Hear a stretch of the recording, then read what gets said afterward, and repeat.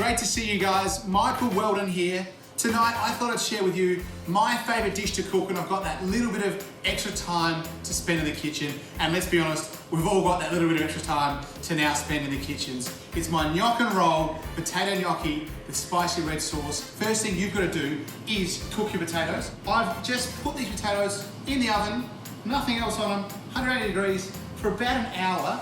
I'm gonna use a drum sieve, or you could just use a potato masher. And then I do next egg. So I'm gonna go about half this egg.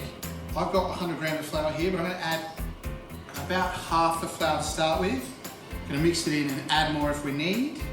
And all you wanna do is just keep working and folding this, and you just wanna bring it together into a dough, and then it's a matter of rolling. Now, if you've got the little ones at home with you at the moment, this is where you draft them in to do all the work, and then you just start cutting your gnocchi. You want these guys to be the same size so they cook at the same time.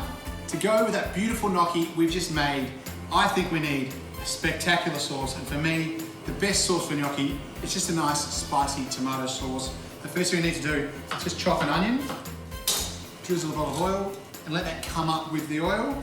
And then I'm gonna slice up a couple of cloves of garlic as well.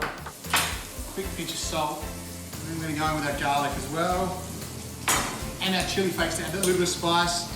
Obviously, if you don't like chili, you can leave it out. But for me, I think the nice part of this sauce is that warming heat the chili gives. Just a splash of white wine vinegar. You can use red wine vinegar. Now, crushed tomatoes, you can use passata, you can use tinned tomatoes.